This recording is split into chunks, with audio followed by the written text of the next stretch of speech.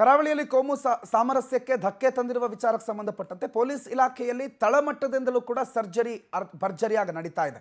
Already ಈಗಾಗಲೇ ಮಂಗಳೂರಿನ commissioner ವರ್ಗಾವಣೆಯ ನಂತರ ಅಂದರೆ ಕೋಮು ಸೌಹಾರ್ದತೆಗೆ ಧಕ್ಕೆಯಾಗುವ ಹಲವು ಘಟನೆಗಳು ನಡೀತಾ ಇದ್ದಂಗೆ ಮೈಸೂರಿನ ಕಮಿಷನರ್ ಅವರನ್ನು ಬದಲಾವಣೆ ಮಾಡಲಾಗಿತ್ತು. ಈವನ್ ಅಲ್ಲಿನ DC ಬದಲಾವಣೆ ಮಾಡಲಾಗಿತ್ತು. ಈಗ 56 ಜನ ಪೊಲೀಸ್ ಸಿಬ್ಬಂದಿಯನ್ನು ಕೂಡ ವರ್ಗಾವಣೆ ಮಾಡಿದ್ದಾರೆ.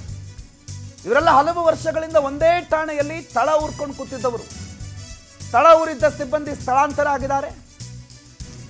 ಬಜ್ಪೇಟ್ ಠಾಣೆ head constable Rashid Sheikh transfer ಆಗಿದ್ದಾರೆ.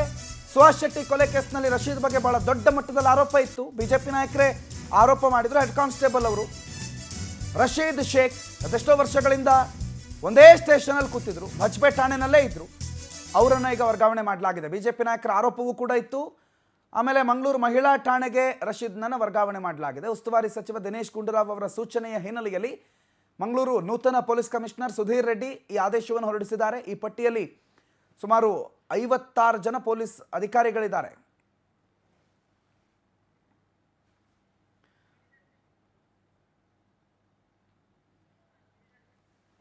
ಗಿರಿಧರ್ ಈ ಬಗ್ಗೆ ಮಾಹಿತಿ ಕೊಡ್ತಾರೆ, ಫೋನ್ ಸಂಪರ್ಕದಲ್ಲಿ ಜಾಯ್ನ್ ಆಗಿದ್ದಾರೆ. ಗಿರಿಧರ್, ಸಾಲು ಕೊಲೆಗಳೇನ ಈ ವರ್ಗಾವಣೆ ಕಾರಣ, ಅಥವಾ ವರ್ಗಾವಣೆ ಮಾಡೋದ್ರ ಮುಖಾಂತರ ಕೊಲೆಗೆ ಏನಾದರೂ ಸ್ಟಾಪ್ ಹಾಕುವ ಸಾಧ್ಯತೆ ಇದೆಯಾ? ಈ ಕೋಮು ಸಾಮರಸ್ಯದ ಘಟನೆಗಳಿಗೂ ಈ ವರ್ಗಾವಣೆಗೂ ಹೇಗೆ ಸಂಬಂಧ ಅಂತ?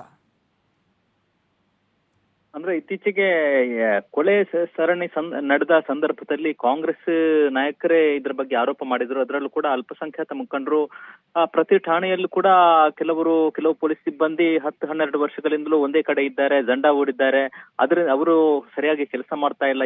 ಈ ಕಾರಣದಿಂದಾಗಿ ಇಂತಹ ಒಂದು ವಾತಾವರಣ ನಿರ್ಮಾಣ ಆಗ್ತಾ ಇದೆ ಅನ್ನೋ ಒಂದು ಆರೋಪವನ್ನು ಮಾಡಿದ್ರು. ಅದರ ಜೊತೆಗೆ ಜಿಲ್ಲಾ ಉಸ್ತುವಾರಿ ಸಚಿವರಿಗೂ ಇದ್ರ ಬಗ್ಗೆ ಕಂಪ್ಲೇಂಟ್ ಕೊಟ್ಟಿದ್ರು. ಆ ಹಿನ್ನೆಲೆಯಲ್ಲಿ ಇದೀಗ ಈ ಒಂದು ವರ್ಗಾವಣೆ ಮಾಡಿದ್ದಾರೆ ಅನ್ನೋದು ಕೂಡ ತಿಳಿದು ಬರ್ತಾ ಇದೆ.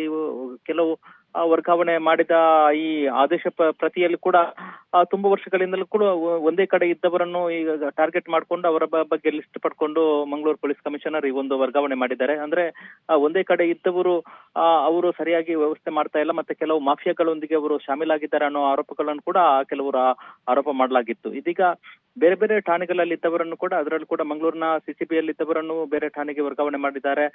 ಕೆಲವು ಠಾಣೆಗಳಲ್ಲಿ ಇದ್ದವರನ್ನು ಬೇರೆ ಬೇರೆ ಮಂಗಳೂರು ನಗರ ವ್ಯಾಪ್ತಿಯಲ್ಲಿ, ಅಂದ್ರೆ ಮಂಗಳೂರು ಪೊಲೀಸ್ ಕಮಿಷನರೇಟ್ ವ್ಯಾಪ್ತಿಯಲ್ಲಿ ಇರುವಂತಹ 12 ಠಾಣೆಗಳ ನಡುವೆ ಬೇರೆ ಬೇರೆ ಪೊಲೀಸ್ ಸಿಬ್ಬಂದಿಯನ್ನು ಈಗ ವರ್ಗಾವಣೆ ಮಾಡಲಾಗಿರುವಂತದ್ದು. ಇದರಲ್ಲಿ ಪ್ರಮುಖವಾಗಿ 10 ಜನ ASIಗಳಿದ್ದಾರೆ. ಅನಂತರ 30ರಷ್ಟು ಈ ಹೆಡ್ ಕಾನ್ಸ್ಟೇಬಲ್ಗಳಿದ್ದಾರೆ. ಉಳಿದಂತೆ